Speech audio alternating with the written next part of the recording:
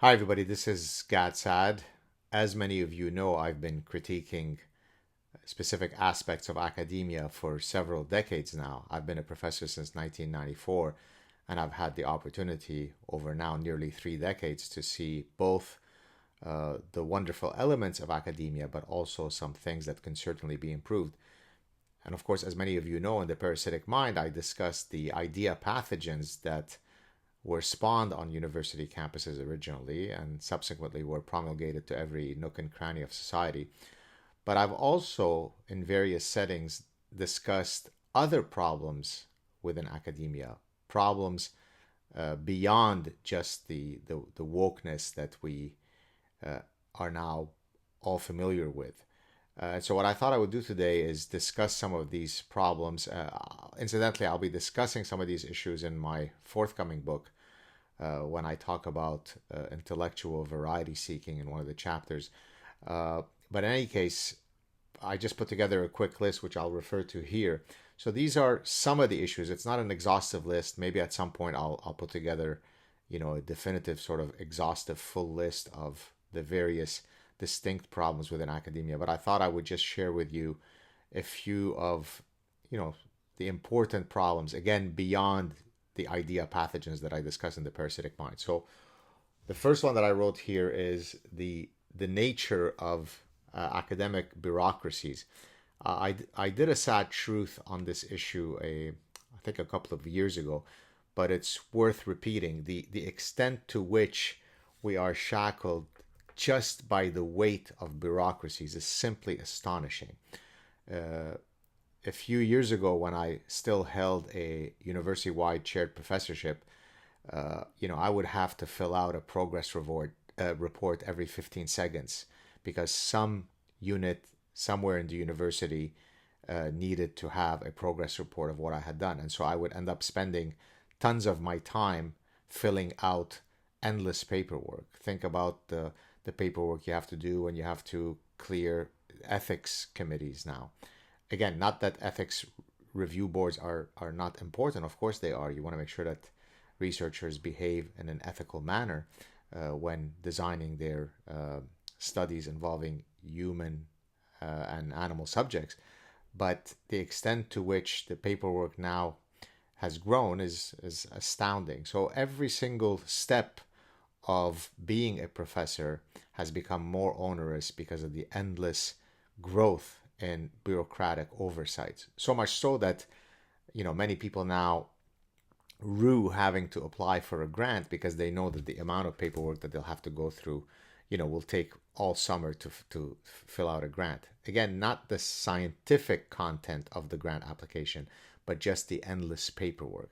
So bureaucracies only grow, they only serve to reduce innovation and uh, rapid entrepreneurial projects. And so, in a sense, because of the weight of academic bureaucracies, it ends up being a place where innovation goes to die. So bureaucracies are dreadful. On a related note, centralized administration, good old socialism, communism, finds its way to universities, whereby everything becomes centralized. So there used to be a time when, for example, in my university, we used to have many different professors teaching consumer behavior. And depending on that professor's approach, some were more anthropological in their approach, others were more psychological in their approach. In my case, I, of course, also had an evolutionary bent to my approach.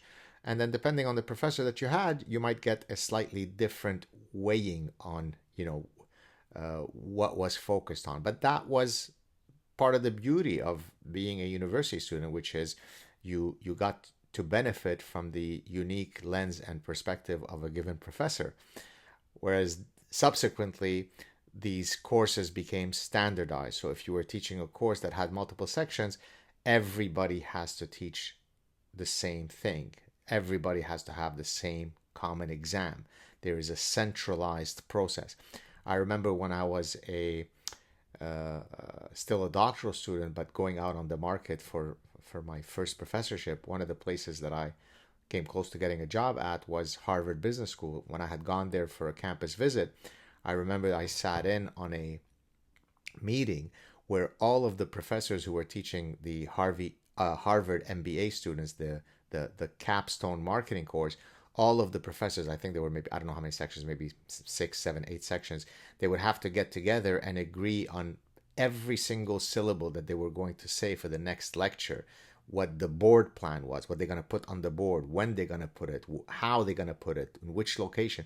Everything was standardized. And as I was sitting and listening to that, already being the honey badger that I was back then, I thought, oh, this is not going to really jive well with me because I want to bring in my unique style, my unique expertise. I want to be innovative. I don't want to be shackled by standardization pressures. And that's only growing in universities. Innovation, no. Standardization, stay within the lanes that we tell you to stay in.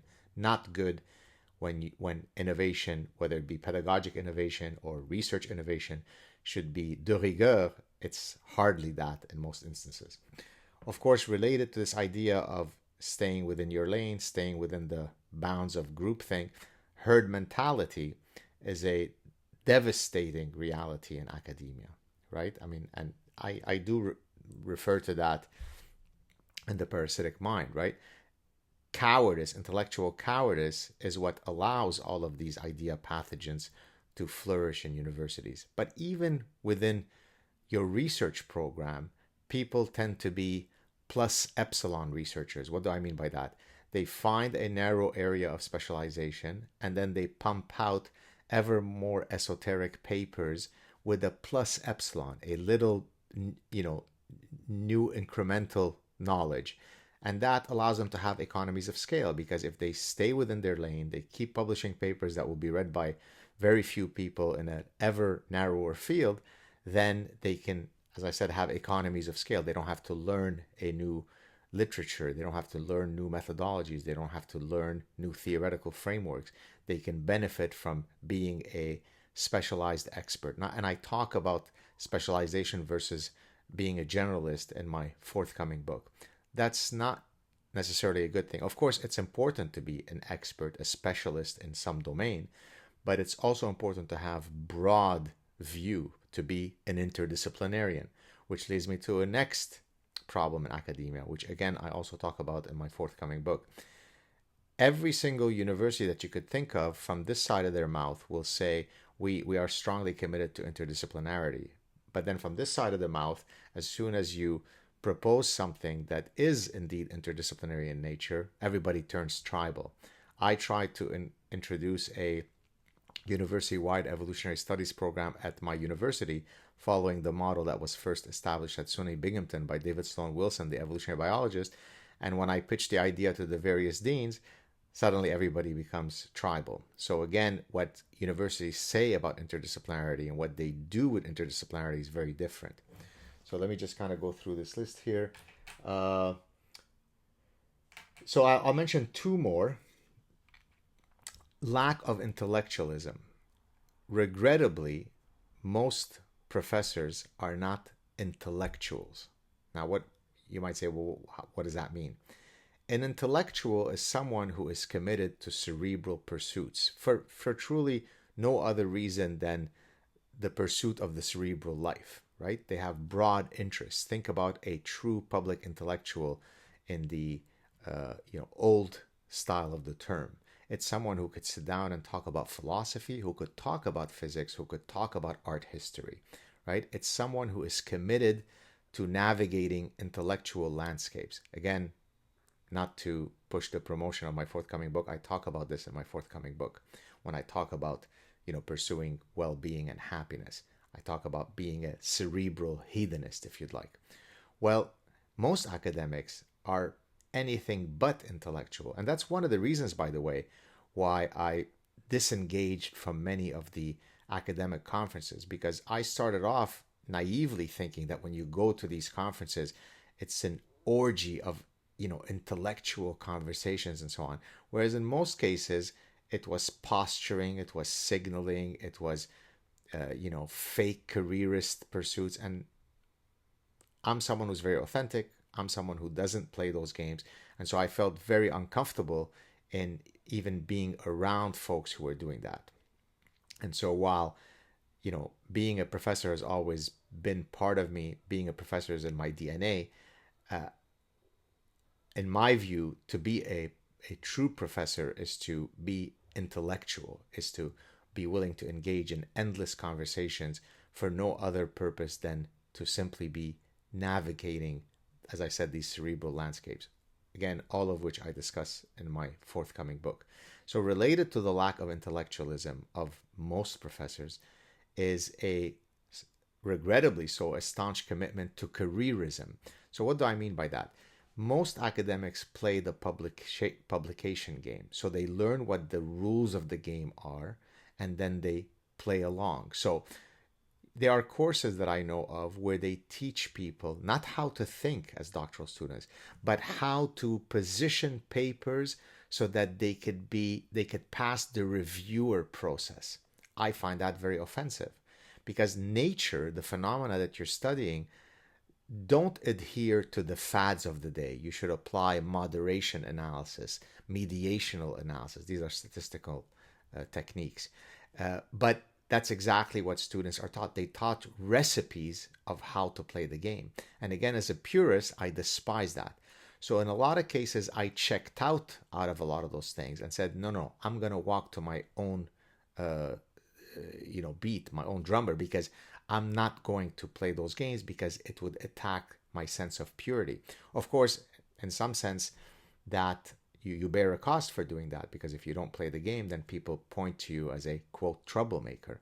But I don't care. At least I am honest and truthful. So careerism is detrimental to the pure pursuit of knowledge, because the pursuit of knowledge at its essence should be the reward in of itself. It's not so that you can publish in this journal or that journal. But I found that in most academics that I've dealt with, and again, I've been a professor for almost 30 years, are dreadfully non-intellectual and dreadfully careerist in their bents, right? Whereas in my case, as many of you know, I've mentioned this on many occasions, I've published papers in medicine and bibliometric and psychology and advertising and politics and evolutionary theory and mate search and gift giving and on and on and on, precisely because I just went wherever I found an interesting problem. I've published a paper on, Munchausen syndrome by proxy. What does that have to do with being in a business school? Nothing. But I was interested in this problem. It arose while I was working on my first book as something that I thought would be interesting to pursue, as I was doing some research for my first book, and therefore I published a paper on it. That's, if you forgive me, I'm not trying to toot my horn, that's what a true intellectual does. I wasn't bound by the rules of how to play the game. I wasn't bound by, these are the journals I should publish in. I thought it was an interesting problem. I had something hopefully worthwhile to say. I went ahead and I pursued it. So all of these problems, some of which are linked with one another, right? Lack of intellectualism and careerism is related. Centralized administration and bureaucracy are related. So there are all sorts of endemic and systemic problems in academia that extend well beyond the idea pathogens that I describe in the Parasitic Mind. Is there a way to address this? I mean, yes, there are some long-term solutions that one can help. You can create reward structures that specifically reward innovative works, discontinuous innovations, things that are not plus epsilon studies. You can specifically try to reward interdisciplinary research. So there are ways by which you can incentivize people to break free of some of the problems that academia currently faces. But again, regrettably, the problem in academia is so much broader than simply the parasitic ideas that I've described now for many years and that I wrote about in the Parasitic Mind. So this gives you a sense of some of the challenges that academia faces. And one of the reasons why, people sometimes think that I'm, very, very critical of academia, as though, I'm sort of a dissident academic who despises academia.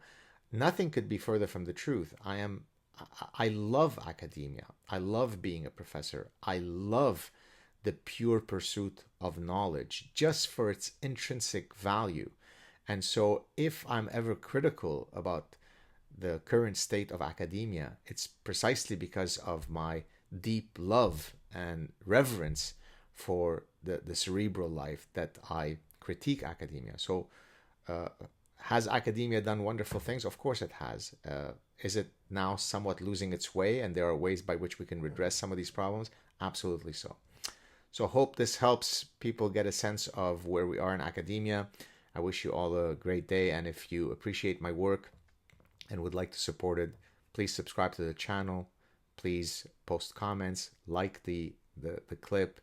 You can support me through my donation portals, all sorts of ways that you can support the folks who are trying to fight for your children receiving a better education. Cheers, everybody.